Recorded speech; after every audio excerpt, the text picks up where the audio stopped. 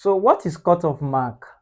Actually, cutoff mark is the minimum mark that a higher institution can accept from the UTME. In Nigeria, cutoff mark is just to fulfill all righteousness, and it is not school that sets cutoff mark. Contrary to the popular belief, cutoff mark is actually determined by the jambites. If everybody decide to score below 200, now automatically the cutoff mark is going to reduce to below 200. If everybody or the vast majority decides to score above 300, automatically cutoff mark is going to become 300 and above, because they are looking for a way to make sure that the little spaces that are available in the university is only those that merit it, that we assess or get the opportunity of being absorbed into the system. That's just the idea.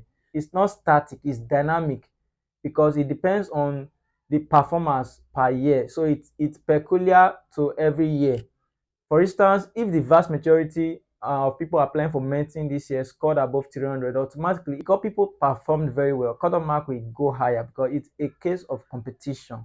It's not static, it is dynamic. Right now, the question in the mind of many people that took the 2024 JAM is, what is the cutoff mark? What are their chances of getting medicine and surgery or any of the other professional courses, or any course at all? Or what are their chances of getting into certain institutions? Well, I'm going to be talking on this today, as well as also answering some questions. In one of my videos I uploaded some weeks back, I actually added my email to the description. So many people reached out to me, and also in the comment section, I saw some questions that were always reoccurring. So I'm going to be addressing those questions today. By the way, my name is Jude Holome. I'm a final year medical student living in the capital city of Nigeria. If this is your first time of coming across my YouTube channel, please subscribe to my YouTube channel and also like this video and share with your friends, okay? So let's continue. The first question I'll be answering is, this person is saying, please sir, can you make a video on how one can use those alternate pathways to enter public medical schools? In that video, I actually talked about some other pathways of entry into schools, especially medical schools, because most times people just tend to put all their eggs in one basket. I even made a video. I interviewed a friend of mine that got two medical admissions the same year. He got admission into two different medical schools with IJMB. Yeah, so you can go and check out that video. Later on, I'll add the link somewhere here. I'll add the link. So you can always go and check out that video, or check my page. You'll see it there. So what are some other alternate pathways, alternate routes to medical school beside JAM? If JAM doesn't work out well, I'll just list out some that are very conventional. You can go and check the details. Number one still remain IJMB.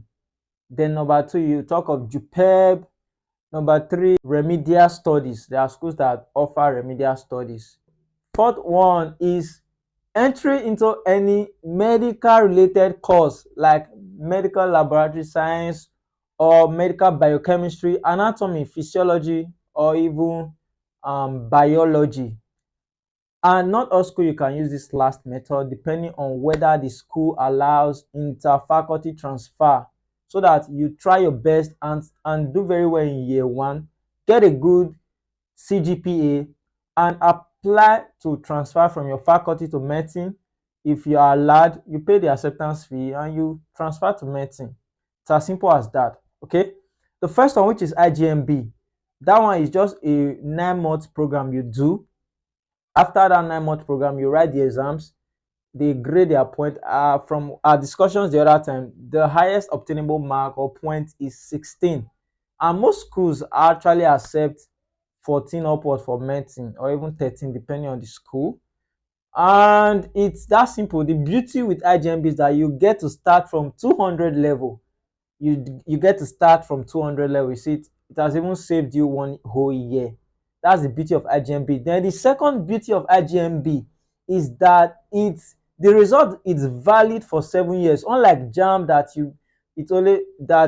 its validity is just for a year. Because after 1 year, it means you are going to rewrite JAM again. You can't use last year's JAMs to apply and get admission this year, right?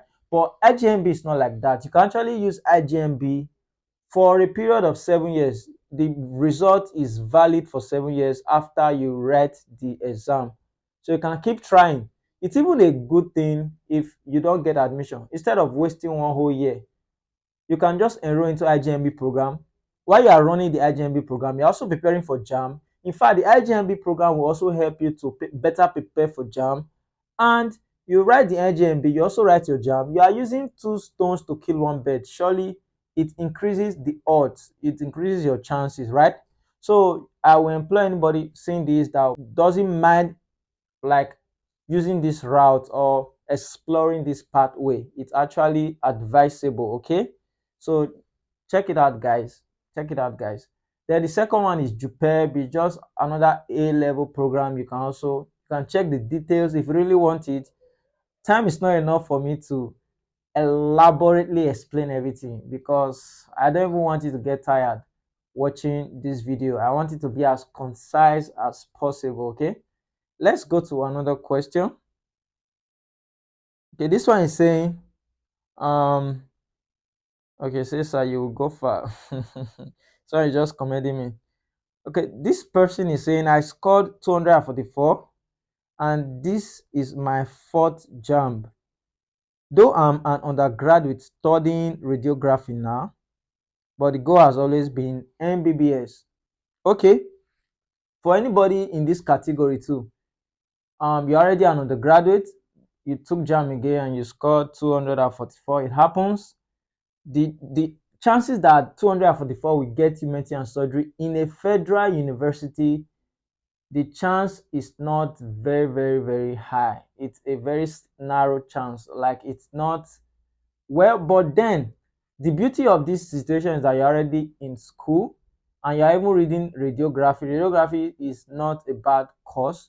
It's for someone that wanted medicine, radiography is actually nice because I know what some schools actually do. Like Uniben, I know they are very typical for that.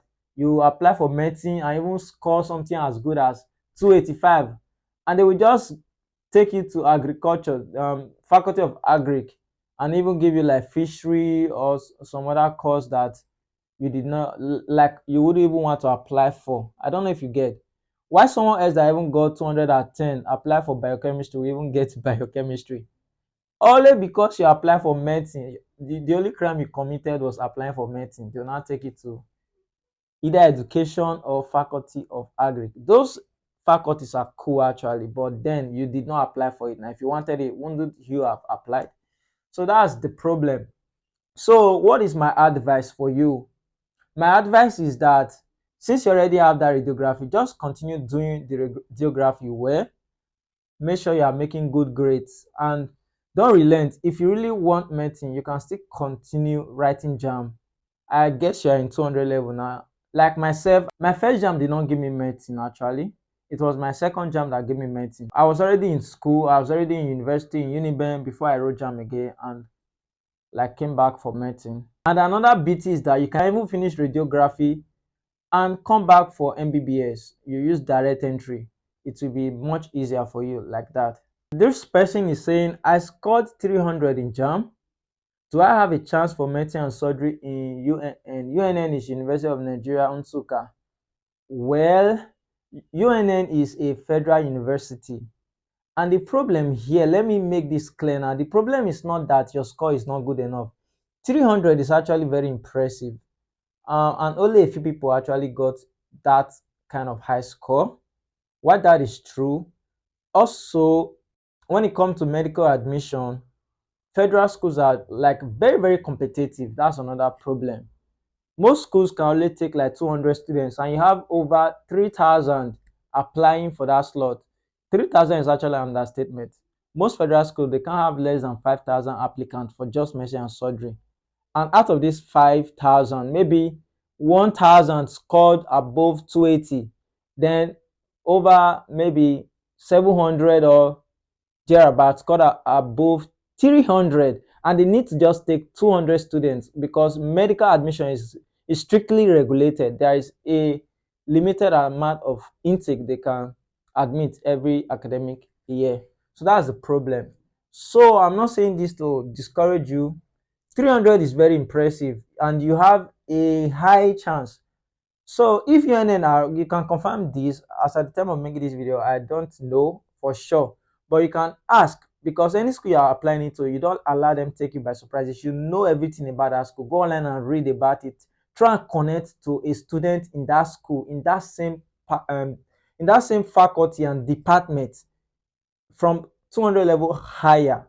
You always get people to connect with and ask them detailed information about that school. So if UNN is writing post-UTME this year, my advice is that you try and get the post-UTME material, like past questions, or know how they said their question, and prepare very well. I promise you, you will get admission, because 300, once you score above 290, you have a chance. It is not post-UTME that actually differentiates. Some schools don't even use post-UTME, they use your WAEC. So you have to be very smart when it comes to that. It's also, maybe the WAEC could also be a criteria they will use to differentiate people that will be admitted at the end of the day. Yeah. So this is another question. He said, I scored 268. Can I get admission in Uniben? I'm going for medicine and surgery. Oh, well, 268 for medicine and surgery in Uniben. Like what I explained earlier on, it applies to almost every federal medical schools. The competition is too much. You have over like 10 or more thousands of students. You have up to 10,000 students fighting for like 300 slots or even less. So because of that, at the end of the day, they are going to just take based on merit. Then they also take some through connection, and they also have a slot for direct entry and all these JUPEB and IJMB. So at the end of the day, you see that not everybody that did well or merited the admission will be granted admission. That's the problem. So can 268 actually give you medicine Uniben? I will not tell you no. At least I know someone that read medicine. He's not a doctor. He read medicine and surgery in Uniben. I think then he got admission with 250 something, and it was actually the post-UTME that helped him. If you can prepare very well for post-UTME and you score very high, well, you could actually have a chance. And there's another thing they use too. If you are from the north, like Borno State, uh, Adama, okay, it's Adamawa among Kano, all those core northern states that they call academically less privileged or academically less developed states. They have preference too most times when they apply for federal universities. So that could also be an unfair advantage depending. But on a general note, 280, 268 is not actually very strong enough to give you medicine in a federal school, but it could. Nothing is impossible. Just to try your best, okay? For post-UTME. The next question is saying, I scored 252. This is my third JAM. I've always wanted MBBS, but I would love a recommendation of a health course. Okay, you want a recommendation of a health course, because 252 might not really give you medicine and surgery in a federal uni. But if you can afford a private university, if you can afford a private medical school, I will employ you and advise you to actually apply by change of institution form from JAMB if it's still available. Even if it's not available, most times these private schools usually give grace. You can just go to the school and check if you can apply directly. Once you have your JAM slip and everything and your O level results are complete. So you can do that. Then if you can't afford a private medical school, okay, first of all, let me extend this in case your dad is watching or your parents or sponsors are watching. You're actually not losing if you should study medicine in a private uni, because if you want to study medicine abroad, the least you can pay is around 70 million per year. But in private universities in Nigeria, you are just paying nothing more than 3 million. Some are even as low as 2.5 or even 2 million. So it's that cheap for private. So comparing with what you get outside, and you can even still finish your degree and decide to travel out and practice in UK and earn the same salary with people that paid tuition fee of 80 million per year. See the difference. So if you can afford it, why not go for it? private universities in quote.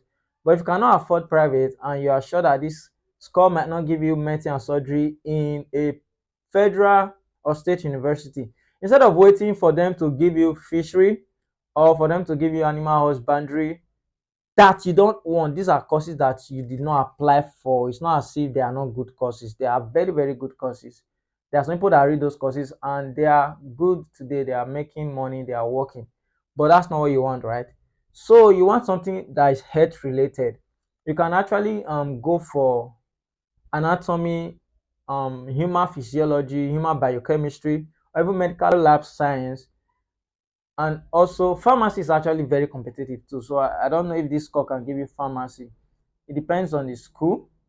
So guys, let me just use this opportunity to tell you this privileged information. I might still make a whole video on it. At the University of Abuja right now, there are new departments. There is pharmacy right now. There is nursing, that's BSc nursing. There's BSc medical lab science. So, and since they are just starting out, it might actually be easier to enter now. But trust you, or rather trust me, in the next 2 to 3 years it's also become very hard because people would have known that there is this course here, but now many people don't know about this, so it's a privileged information for you. So you can also apply if you want to study in the Federal Capital Territory. So I'll take the next question. It says, sir, is 211 okay to study medicine and surgery in Edo University? I don't really know much about that university. I know it's a state university. It was built by Oshomole, former governor of Edo State. Is in Edo State there. The university is there. I know their tuition fee is actually a bit expensive. So obviously they have less applications. So you can actually try your best. But if you can afford that university, it means you can afford any other private medical school. So why not also try the option of any other private medical school? You might be lucky, you never can tell. So that's it. So I'll be taking the next question. He said, sir, does Uni Abuja accept readmission? 289 is my score, or was my score last year, and I was denied admission. Then this year I got 297. I'm thinking of switching course, then reapplying. Well, 297 can actually, you have a high chance with 297, especially if your O level result was not like, especially if your O level result is good, you actually have a good chance. So I wouldn't advise you to change your course. Just try and also still apply for medicine, okay, and try and pray very well. I just wish you all the best, okay? 297 is a good score. I wish you all the best though. It's not a guarantee. I'm just adding my faith with your faith and hoping for the best for you. Okay, this person is saying, okay, I love your speech. Okay. Okay, saying what about an engineering course as well?